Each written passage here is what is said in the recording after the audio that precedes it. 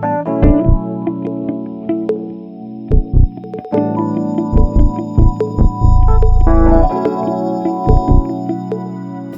tout le monde, merci beaucoup d'être ici. Merci à GEP d'organiser les conférences, à la bibliothèque de nous recevoir, puis à la réserve de biosphère aussi de coordonner tout ça.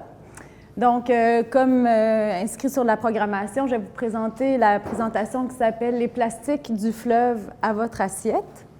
Mais avant de commencer la présentation comme telle, je vais justement parler un petit peu de notre organisme qui est le comité ZIP Saguenay-Charlevoix. Donc, comité ZIP, c'est un autre acronyme, ZIP pour zone d'intervention prioritaire. En fait, le Saint-Laurent a été divisé en 12 zones d'intervention prioritaire, 12 zones qu'on juge ayant des propriétés particulières au niveau environnemental et qui méritent d'être protégées, restaurées. Et les comités ZIP, donc, se divisent le travail sur le Saint-Laurent pour faire de la protection, de la restauration et de la concertation sur nos milieux marins. Nous, notre comité ZIP couvre le territoire Saguenay-Charlevoix. Donc, depuis 1998, on couvrait le territoire du Saguenay, donc le bras de mer de la rivière Saguenay, le fjord. Mais ça fait depuis seulement 2 ans qu'on a intégré la région de Charlevoix à notre territoire et donc à nos mandats. Donc, c'est pour ça que pour l'instant, peut-être que vous nous avez moins vus, mais on va être de plus en plus présent et dynamique ici en Charlevoix. Notre siège social est à la baie, au Saguenay. Mais Victor, qui est ici, Victor Olivier et moi, on travaille à la maison mère de Baie-Saint-Paul. Si vous avez envie d'avoir un peu plus d'informations sur les comités ZIP, sur notre comité ZIP, on a une petite feuille de présentation qu'on va pouvoir vous distribuer à la fin de la présentation.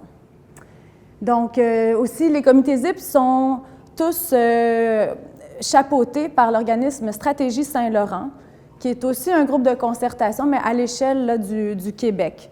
Puis, c'est Stratégie Saint-Laurent qui est responsable, qui est l'initiatrice du défi Saint-Laurent, dont je vais vous parler dans un instant, qui vise à réduire les plastiques, la consommation et la production de plastique qui vont éventuellement ensuite se retrouver dans le Saint-Laurent, puis avoir tous les effets dont je vais vous parler plus tard. Donc, la présentation d'origine, ça s'appelait « Les océans de plastique de la mer à votre assiette ». Puis comme je vous disais, elle a été créée par Lynn Morissette, qui est écologiste et médiatrice environnementale, dans le cadre du défi Saint-Laurent, qui est porté par l'organisme Stratégie Saint-Laurent, dont les comités ZIP découlent. Donc, les droits d'auteur reviennent à Lynn Morissette. Je vais vous présenter l'état des connaissances relativement au plastique dans les océans, puis dans le Saint-Laurent. Mais dans le Saint-Laurent, il faut comprendre qu'on est vraiment au degré zéro de connaissances. On a très, très peu d'informations qui ont été amassées jusqu'à maintenant, très peu d'études qui ont été faites sur les plastiques dans le Saint-Laurent. Donc, les informations que je vais présenter sont plus issues de différentes études un peu partout dans le monde. Là, on est en train d'en développer dans le Saint-Laurent, puis il y en a une dont je vais pouvoir vous parler, puis dont je vais pouvoir vous donner quelques résultats dans le Saint-Laurent, mais c'est vraiment en cours. Donc, ce qu'on sait, c'est que le plastique représente entre 45 et 95 % des débris dans nos océans, des débris marins. Donc, c'est vraiment la majorité des débris, des déchets qu'on retrouve qui sont des produits plastiques. Le reste, ça va être des métaux ou du bois, mais c'est quand même majoritairement du plastique. Ensuite, on a souvent entendu parler, je ne sais pas si c'est votre cas, du continent de plastique. Donc, le continent de plastique, en fait, il a été décrit pour la première fois par le capitaine Charles Moore en 1997. Et c'est en fait une accumulation de déchets de plastique dans le Pacifique Nord qui a été observé par ce navigateur-là. D'année en année, il réalisait qu'il y avait cette poche, ce continent de plastique, cette nappe de plastique qui était de plus en plus dense et qui était là en permanence dans le Pacifique Nord. Maintenant, c'est vraiment un phénomène qui est reconnu par l'ensemble de la communauté scientifique, puis on en a trouvé ailleurs dans d'autres océans également. En fait, ce n'est pas un continent justement de plastique, c'est plus comme une soupe de plastique, donc on ne peut pas marcher dessus, c'est pas solide. Mais par contre, c'est tellement un dense amas de débris plastiques que c'est vraiment, c'est ça, c'est apparent, puis c'est de plus en plus grand. C'est comme une agglomération là, de débris de plastique qui est de plus en plus grosse, de plus en plus volumineuse, de plus en plus profonde aussi. Souvent, quand on pense au continent plastique, on pense à une nappe, mais en fait, ça va aussi profond, là. C'est comme un iceberg, ça peut... Mais il faut faire attention aux images qui circulent sur les médias sociaux, aux informations qu'on a justement par les médias sociaux, parce que comme pour tous les enjeux, que ce soit environnemental ou de tout type, il y a des fausses représentations, des fausses images, des fausses idées qui circulent. Là, ici, on voit un monsieur qui fait de la... donc, qui navigue sur toutes sortes de déchets de plastique. C'est sûr que c'est effrayant, que ça choque l'imaginaire, mais ce n'est pas l'océan de plastique, ça, même si ça a été présenté comme tel sur les médias sociaux. C'est le port de Manille. Donc, ce qu'on sait, c'est que dans les années 50, on produisait environ 2 millions de tonnes de plastique par année et que maintenant, on est rendu à 400 millions de tonnes de plastique par année qu'on produit à l'échelle mondiale. Chaque minute, ça correspond à l'équivalent d'un camion d'ordures qui se vide dans nos milieux marins et qui déverse donc ces débris de plastique-là. Puis de ce plastique-là, il y a 9 % environ qui va être recyclé, puis 80 % qui va se retrouver dans la nature, d'une façon ou d'une autre. Ça se retrouve dans la mer, comment, les vents? Par les vents, les courants, par les affluents, donc les rivières, les fleuves, par les vents, par les marées, par la négligence aussi, juste les déchets qui ne sont pas enfouis, qui ne sont pas bien triés. Donc, il y a toutes sortes de moyens de propagation, mais évidemment, nos sites d'enfouissement. Bien, de déchets comme tels, je pense pas de façon autorisée, pas de façon légale. C'est sûr que quand les plastiques, par exemple, dans un parc, s'il y a des déchets qui ne sont pas mis dans la poubelle, bien, il y a des grandes chances qu'ensuite ils soient transportés par les vents, puis graduellement que ça finisse dans nos cours d'eau, puis dans... Je sais qu'à New York, on a déjà fait ça, on a acheté avec des barges, jeté ça au large, des îlots, mais je ne sais pas si ça existe encore même. C'est possible, je ne connais pas assez la situation, là. Mais je veux dire, je pense certainement pas à New York, mais dans d'autres pays, je sais qu'il y a beaucoup de pays qui incinèrent les déchets, puis là, ça crée d'autres problèmes atmosphériques. Là, je ne peux pas vous dire, si on manque d'informations. Cette information-là serait peut-être disponible, mais je ne la connais pas. Donc, d'où viennent les plastiques? Donc, c'est vraiment des apports terrigènes, là, comme on le disait tout à l'heure, donc les déchets terrestres qui finissent par se ramasser dans nos océans via les rivières. Il y a 10 rivières principales qui contribuent à la pollution de 90 % du plastique qu'on retrouve dans nos océans. Et puis, les secteurs les plus polluants sont le secteur des emballages, le secteur industriel de l'emballage, évidemment. Des textiles, ça peut peut-être paraître un peu surprenant, mais toutes les fibres synthétiques qu'on porte, les vêtements techniques, tout ce qui est équipement de sport, c'est fait en grande partie avec des plastiques ou des dérivés du plastique.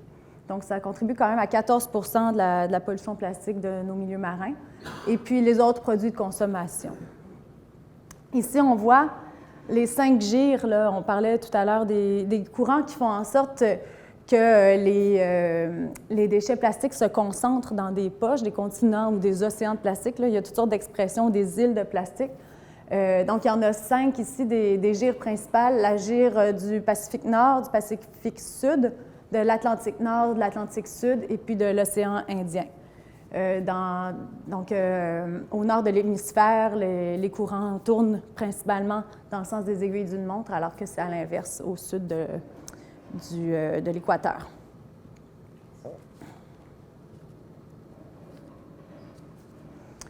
Donc, comment se comportent les plastiques? On a combien de plastiques dans les océans?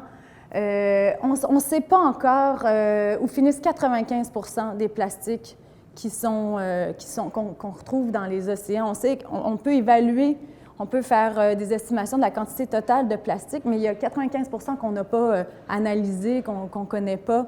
Et donc, on ne peut pas bien faire un portrait qui soit vraiment exhaustif de la situation du plastique. Par contre, on sait qu'en fonction de leurs composantes, de leur masse, de leur forme, de leur degré de dégradation par le soleil, le vent, les courants, ils vont avoir des comportements différents. Ici, on voit que des bouchons de bouteilles vont davantage flotter, comme les sacs de plastique aussi, le polystyrène également, mais il y a d'autres produits de plastique, d'autres débris de plastique qui vont davantage couler, comme les bouteilles, les tissus, etc. Donc, voilà. Donc, combien de temps le plastique dure? On a commencé à produire du plastique dans les années 50, puis on retrouve du plastique des années 50 dans nos océans. Donc, le plastique ne se dégrade jamais, il ne se décompose pas, il se dégrade en petits morceaux, mais il ne va pas disparaître de nos écosystèmes. Et donc, le temps de la durée de vie, entre guillemets, du plastique, on sait qu'il a été conçu pour être indestructible. C'est un matériau qui était vendu pour ses propriétés indestructibles, puis c'est ce qui arrive dans notre environnement. On n'arrive pas à le dégrader. Mais c'est difficile de quantifier exactement combien de temps va durer la vie du plastique en fonction de sa composition, de sa taille, de sa masse, puis de l'environnement dans lequel il se trouve. Parce qu'il est dans un environnement qui est davantage, où il y a davantage de brassage, où il est davantage exposé à la lumière du soleil, il va se dégrader en microplastique plus rapidement. Ça ne veut pas dire qu'il est évacué, qu'il est éliminé. Mais on dit que c'est les années 50 à peu près. Mais je pense qu'il y en avait beaucoup moins dans les produits de consommation courante à l'époque. Bien, on a vu qu'on en produisait moins. Mais par contre, là, les grandes opérations de nettoyage à l'échelle globale qui ont été faites, ils ont surtout retrouvé du plastique des années 2000. Donc, actuellement, ce qu'on retrouve, ce qu'on est capable justement d'analyser comme déchets de plastique, comme débris de plastique, c'est beaucoup du plastique des années 2000. Mais on en voit quand même des années 70, on retrouve quand même du plastique des années, des décennies précédentes et ensuite plus récentes. C'est supposé qu'avant 50, le plastique n'existait pas. Je pense à peu près, oui, dans les années 50 qu'on a développé les produits de plastique. Donc ici, justement, on voit le comportement des courants dans le Pacifique Nord. Donc cette gire-là qui fait en sorte que tous les plastiques se concentrent au centre des courants dans le Pacifique Nord. Et on sait que ça prend à peu près 7 ans pour qu'un débris de plastique fasse tout le tour de la gire. Donc c'est un long processus. Et malgré tout, la plupart des plastiques qui sont produits, qui sont rejetés dans nos affluents, vont être rejetés sur les plages. Donc, ça prend beaucoup de temps avant qu'ils soient repris de nos bords de plage pour ensuite être envoyés par des courants plus au large, puis des courants plus lointains. Donc, c'est pour ça qu'il y a probablement des plastiques plus vieux qu'on retrouve plus loin dans nos océans que ceux qu'on retrouve en faisant des nettoyages de berges ou en se promenant sur nos plages. Est-ce que ça va profond dans l'eau? Oui, bien c'est ce qu'on voit là ici. Vous voyez, c'est comme une sorte de... Quand je parlais d'iceberg, là, c'est vraiment ça. Oups, excusez, ça a pris du temps pour que la diapo bouge, mais dans le fond, c'est qu'on peut observer une partie du plastique, mais il y en a énormément en dessous. Justement, comme il y a certains plastiques qui flottent davantage, d'autres qui vont couler davantage, puis en fonction de leur masse, de toutes sortes de leurs propriétés, bien, on sait qu'on peut juste en voir, en appréhender une petite portion. Il y en a beaucoup dans la colonne d'eau aussi, puis il y en a qui coulent. Ils appellent ça maintenant le smog plastique. Donc, c'est des microparticules de plastique qui vont comme floconner puis se ramasser dans le fond de nos océans. Pour présenter concrètement la distance que peut franchir un débris de plastique, on a cette histoire-là d'un casque Pomerleau, donc d'une entreprise à Sept-Îles, qui a été retrouvé au Royaume-Uni, donc à des milliers de kilomètres de là. Puis vous voyez, il est encore pas mal intact, ce casque. Donc, il a franchi de grandes distances sans être dégradé. Et ça montre comme les courants peuvent porter loin les débris. Et puis, ça montre aussi qu'il n'y a pas d'ailleurs. Tout le monde est touché. On disait tout à l'heure, est-ce qu'on est touché dans le Saint-Laurent? Même si nous, on ne produisait plus de plastique, ce qui n'est pas du tout le cas, à Baie-Saint-Paul, c'est certain qu'on va subir la pollution plastique des grandes villes, Montréal, Québec, en amont, mais aussi on en produit nous-mêmes. Donc, on contribue à la pollution plastique, puis on la subit aussi de voisins plus ou moins éloignés. Donc ici, on voit un petit peu les courants marins. Donc c'est vraiment pour montrer que tout est relié. Puis il y a des courants qui sont horizontaux, mais il y a aussi des courants verticaux. Dans le Saint-Laurent en particulier, on a une courantologie qui est extrêmement complexe. C'est pour ça qu'on a les pilotes du Saint-Laurent. Donc, c'est très, très difficile de prévoir où va se retrouver le plastique, comment il va se comporter. C'est vraiment en fonction des courants, puis des propriétés des débris eux-mêmes. Quel type de plastique on retrouve? Ce qui est intéressant, c'est qu'on a pu établir une sorte de signature plastique de différentes régions. Au Québec, par exemple, en Gaspésie, on va retrouver davantage de filets de pêche. Les filets sont faits en plastique. Et donc, comme c'est un des grands vecteurs de l'économie en Gaspésie, mais on va retrouver davantage de filets de pêche sur nos berges.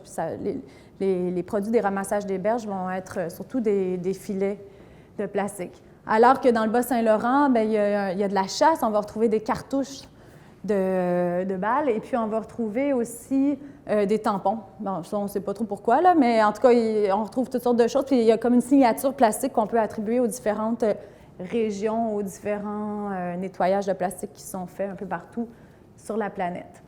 Donc ici, on voit que le plus grand déchet de plastique qu'on peut retrouver, ce sont les mégots de cigarettes. Puis ça, c'est un double enjeu parce que non seulement les filtres des mégots sont en plastique, mais en plus, ils contiennent toutes les toxines, tous les produits chimiques qu'on ne veut pas ingérer, qu'on filtre. Ils sont capturés dans ces filtres-là, puis ensuite, ils se retrouvent dans nos écosystèmes marins et donc, ils contribuent à la pollution, non seulement par le plastique, mais par ces produits chimiques-là. On retrouve aussi des bouteilles d'eau, des bouchons, des pailles, tous les plastiques qu'on utilise, les emballages, etc.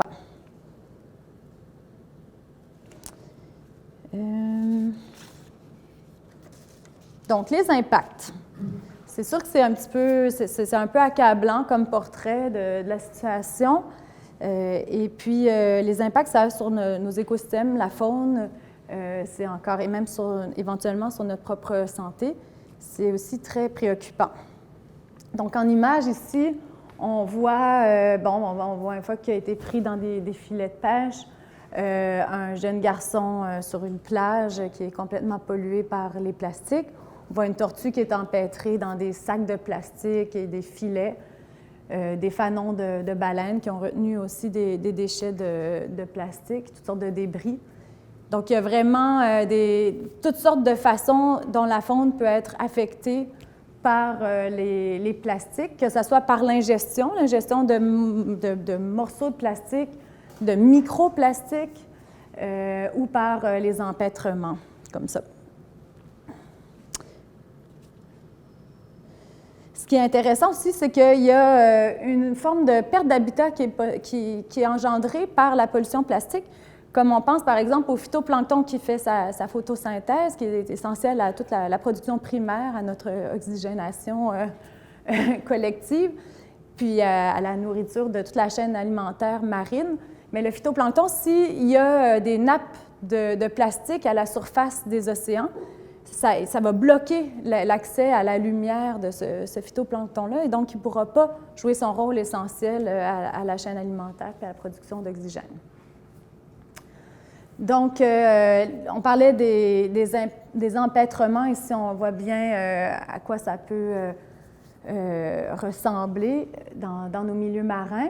Et puis, l'ingestion aussi. Comme les tortues, bien, elles ne vont pas voir la différence entre un sac de plastique et puis une méduse qui est à la base de leur alimentation.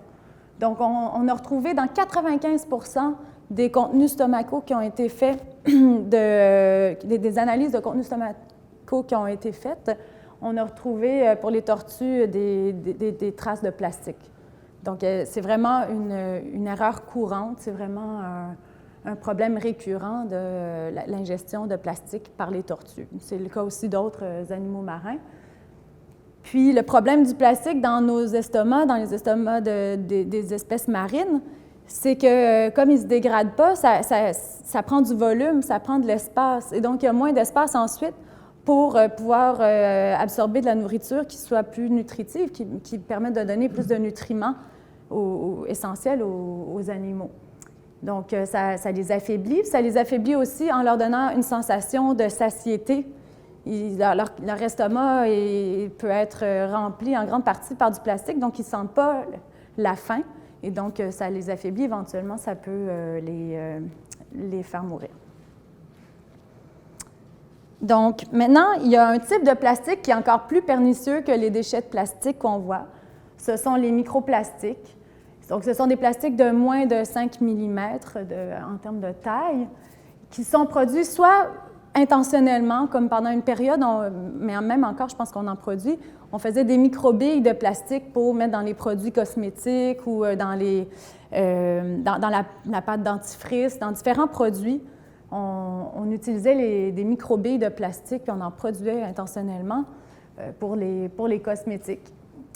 Je pense qu'il y avait d'autres applications aussi, là, mais je ne suis pas certaine. Puis, il y a beaucoup de microplastiques qui sont issus, en fait, simplement de la dégradation de plus gros déchets de plastique qui sont dégradés en microplastiques. Donc, comme on le disait tout à l'heure, le plastique, c'est indestructible, ça ne disparaît pas, ça va être photodégradé, donc dégradé par l'action de la lumière, dégradé par l'action du vent, des vagues. Mais ça finit toujours par être des microplastiques. Où est-ce qu'on retrouve les microplastiques? On en retrouve partout dans la chaîne alimentaire, que ce soit dans les larves de homards, de crabes, dans les moules, dans les copepodes dont se nourrissent nos mammifères marins, les baleines. On retrouve des microplastiques. Ici, en vert, ce qui est présenté en vert, ce sont des particules de microplastiques. Donc, on voit vraiment à la base de la chaîne alimentaire. Puis ensuite, bien, ça va s'accumuler. Ça s'accumule dans les organismes comme tels, mais ensuite, ça s'accumule aussi plus on monte dans la chaîne alimentaire. Et le plastique va aussi accumuler des autres produits chimiques, comme par exemple les perturbateurs endocriniens, les produits toxiques qui sont produits par d'autres industries, d'autres produits, vont s'agglomérer autour des microplastiques. Donc, souvent, quand on retrouve des microplastiques comme ça dans les organismes, non seulement il y a un problème d'accumulation de plastique avec les problèmes dont je vous ai parlé, mais aussi une plus grande concentration des produits chimiques, des autres produits toxiques qu'on produit comme société industrialisée.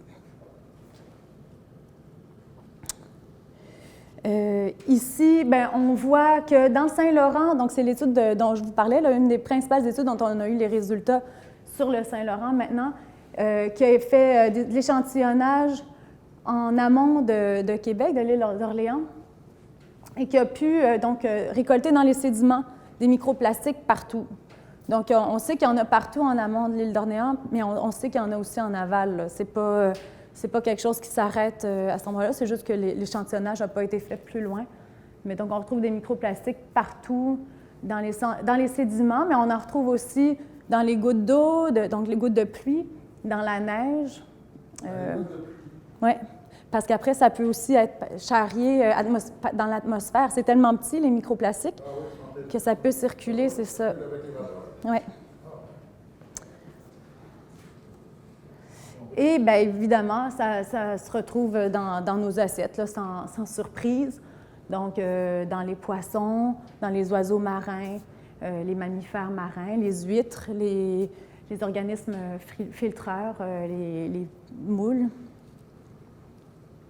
Et on a trouvé donc des microplastiques dans l'eau du robinet, dans l'eau embouteillée. Dans l'eau embouteillée, il y a de la pollution plastique qui vient de l'eau comme telle, puis en plus de l'emballage, la bouteille comme telle qui se dégrade infimement, mais qui produit quand même des microplastiques qu'on ingère ensuite en buvant de l'eau embouteillée. On a retrouvé aussi des plastiques dans la bière, dans le sel, les huîtres et les moules. Donc, on en a dans toute notre alimentation. Dernièrement aussi, j'entendais qu'il y avait des microplastiques qui avaient été retrouvés dans les selles humaines. Donc, la boucle est bouclée. Les impacts économiques du plastique. Donc, économiquement, on évalue que ça coûte à peu près 13 milliards de dollars par année jusqu'à maintenant, simplement pour nettoyer les plages, essayer d'amortir les coûts pour l'industrie touristique, notamment, qui souffre beaucoup du plastique parce que ça rend des sites touristiques inintéressants pour les gens et pour le rétablissement aussi des espèces. Comparativement à ça, on a fait l'évaluation des services écosystémiques que peuvent nous rendre des écosystèmes marins en santé et ça équivalait par année à, excusez-moi, je cherche, à 24 ou 27, là je ne le trouve plus, là, 27 milliards de dollars par année. Donc, des écosystèmes en santé, écosystèmes marins en santé, ont une bien plus grande valeur économique que des écosystèmes qui sont déjà pollués par le plastique. Ça va de soi, mais là, c'est quantifié. Donc, ce qu'on peut faire, c'est sûr que c'est un sujet qui, justement, qui est un peu accablant, qui peut nous donner l'impression qu'il faut baisser les bras ou qui peut nous donner envie de jeter une bouteille à la mer, mais évidemment, ça ne serait pas une bonne solution. Ça ferait juste encore plus de débris dans nos océans. Mais il y a toutes sortes d'actions qu'on peut faire. Puis au Québec, on est extrêmement en avance par rapport aux actions citoyennes, surtout pour diminuer les plastiques qui se retrouvent dans le Saint-Laurent. Donc, il y a toutes sortes d'initiatives. Il y a des gens qui vont faire du jogging en ramassant des déchets de plastique. Ça s'appelle du plugging. C'est très à la mode dans les grandes villes, à New York, puis à Montréal aussi. Il y a toutes sortes d'initiatives issues de plusieurs groupes, que ce soit plus local ou régional, international, pour faire des corvées de nettoyage des berges. Il y a des écoles zéro déchet. Il y a la mission 100 tonnes aussi, donc qui vise vraiment à ce que tout le monde participe à un grand nettoyage. Parce que c'est vraiment essentiel, en fait, malgré le fait que les microplastiques soient impossibles à ramasser, c'est extrêmement important de ramasser les plus gros débris de plastique avant qu'ils se rendent dans nos écosystèmes marins, parce que sinon, ensuite, ils sont dégradés en toutes petites particules qu'on n'arrive plus à ramasser, à contrôler. Puis, je voulais juste vous dire, j'ai oublié de mentionner tout à l'heure, il y a deux autres enjeux qui sont associés au plastique. Il y a la propagation des espèces exotiques envahissantes. Comme le plastique peut jouer le rôle de radeau, en fait, sur lequel vont se fixer des espèces exotiques envahissantes, puis ensuite, avec le courant, elles vont être transportées dans d'autres zones. Et donc, c'est un effet collatéral de la pollution plastique, c'est la propagation des espèces exotiques envahissantes. Et aussi le réchauffement climatique. Parce qu'en se dégradant, le plastique émet du méthane qui est 21 fois plus puissant comme gaz à effet de serre que le CO2. Et donc, la production et la dégradation du plastique émet beaucoup de gaz à effet de serre. Ce qui m'amène à vous parler du défi Saint-Laurent, donc, qui est une initiative de stratégie Saint-Laurent qui vise à diminuer la consommation et la production de plastique qui va finalement se retrouver dans le Saint-Laurent. Donc, c'est un programme qui propose à des citoyens, là, si vous voulez aller le voir, vous pouvez le trouver en ligne en tapant « Défi Saint-Laurent », qui vise à sensibiliser des citoyens, les écoles et l'industrie touristique à la question des plastiques et des microplastiques. Il propose des quiz, des conférences, des événements pour diffuser le message puis sensibiliser les citoyens, les élèves des écoles. Il y a aussi des trousses éducatives qui ont été conçues vraiment spécifiquement pour les classes, donc qui répondent aux programmes académiques. Il y a des événements aussi pour les écoles. Et puis, dans l'industrie du tourisme aussi, il y a des fiches informatives qui sont vraiment ciblées pour ce secteur-là de notre économie. Il y a aussi des passeports d'engagement, donc qui peuvent être une façon de se motiver pour en faire plus pour limiter les plastiques, des nettoyages, donc des grandes corvées. Nous, on en a organisé l'année dernière, on en a organisé ici, puis on en a organisé aussi au Saguenay. Et puis, pour l'industrie touristique, il y a différents niveaux d'engagement qui ont été proposés pour que l'industrie touristique, par exemple, réduise à la base qu'elle n'offre plus de bouteilles d'eau ou de bouteilles de plastique et qu'elle elle-même soit un vecteur de sensibilisation par rapport au plastique, donc en organisant des conférences, en organisant des nettoyages de plages. Les passeports sont en plastique toujours? Les passeports, non, c'est en papier. Je ne peux pas vous dire exactement, mais bon, je pense que c'est surtout symbolique aussi, là. Ouais. Mais non, c'est ça. S'il y a du papier, de la documentation, ça va être en papier et certainement recyclé. Donc, en plus du défi Saint-Laurent, individuellement, bien, on peut acheter moins, c'est à la base, et en vrac, si possible. Ici, j'ai vu qu'il y avait le magasin Les Gonflés, beaucoup Les Gonflés, qui permet de s'alimenter en vrac en grande partie. Le groupe aussi d'achat collectif Nourrir, qui a un poste de distribution à la Malbaie.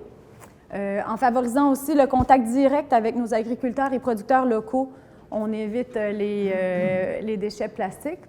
Puis en adoptant la tasse, je ne sais pas si vous avez vu dans les cafés, il y a possibilité d'acheter pour 5 $. Bien, ce n'est pas acheter, mais c'est comme louer une tasse pour 5 $. Puis ensuite, on peut la remettre dans un autre café, puis ils nous remboursent notre 5 $.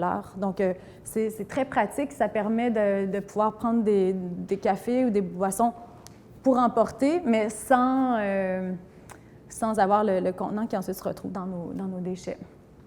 En favorisant les fibres naturelles, donc en évitant de surconsommer les produits de sport ou les fibres synthétiques, en limitant notre consommation d'hydrocarbures. Parce qu'en fait, c'est la pétrochimie. Le plastique est un dérivé des hydrocarbures. C'est tout lié. Si on ne produisait pas autant d'hydrocarbures, on n'aurait pas autant de plastique disponible et bon marché, souvent parce que c'est subventionné, comme alternative à d'autres types d'emballages ou d'autres façons de faire. Donc, c'est tout interrelié. Évidemment, on ne peut pas tout faire seul en tant qu'individu, mais c'est juste de considérer ces éléments-là individuellement. Puis ensuite, bien évidemment, récupérer, recycler, être créatif. La semaine dernière, à la Malbaie, il y a quelqu'un qui était très préoccupé par la période des fêtes là, qui arrive avec tout le suremballage, etc. Puis on parlait de solutions d'emballer dans du tissu, dans du papier journal, et puis à la base même de privilégier des sorties, des activités comme cadeaux plutôt que peut-être que des objets comme tels. Collectivement, bien, il y a des règlements sur les bouteilles d'eau qui ont été mis en place dans différentes municipalités, au Québec aussi. Des règlements sur les sacs, sur les emballages. Donc, il y a toutes sortes de choses qui peuvent être faites. Puis nous, en tant que citoyens, on peut demander à nos responsables, à nos élus municipaux de pousser en ce sens-là. Dans les commerces aussi où on consomme, dire qu'on trouve... Surtout dans les grandes surfaces. Bien oui, mais si on est nombreux à le demander, à écrire des lettres pour dire, par exemple, aux gérants de nos épiceries qu'on trouve que ça n'a pas de bon sens de suremballer, mais ça peut finir par avoir un impact. Il y a des actions aussi dernièrement qui ont été développées qui sont un petit peu plus activistes, mais il y a des gens qui achètent, qui désemballent leurs produits, qui laissent les emballages là pour montrer, puis ils écrivent un mot en disant je ne tolère pas le suremballage, ou en tout cas, ils écrivent un mot qui dit clairement qu'ils veulent lutter contre le suremballage puis qu'ils sont contre les pratiques de leur fournisseurs. Donc, juste pour finir sur une note un petit peu plus positive, ou en tout cas, pour nous rappeler pourquoi est-ce qu'on parle de plastique, là, c'est que ça touche notre quotidien, mais ça touche aussi les générations à venir. Le Saint-Laurent, dans ce cas-ci, c'est l'héritage qu'on lègue à nos enfants, à nos petits-enfants. C'est un lieu de vie magnifique. C'est un lieu de vie où on peut s'épanouir, puis où il y a toute une richesse biologique, une richesse environnementale à préserver qui permet toutes sortes de belles découvertes. Et l'action collective, c'est pas juste pour se donner bonne conscience puis se dire on fait notre part, on est gentil. Mais en fait, l'action collective, dans le cas des plastiques, est essentielle pour la survie de nos écosystèmes, la survie des espèces marines qu'on aime observer, qui font partie de la chaîne alimentaire. puis ultimement pour notre survie collective. En tout cas, pour moi, ça fait le tour de ma présentation. Puis je pense que vous avez peut-être d'autres activités, vous avez peut-être envie de profiter de la belle journée. Mais merci beaucoup. Merci.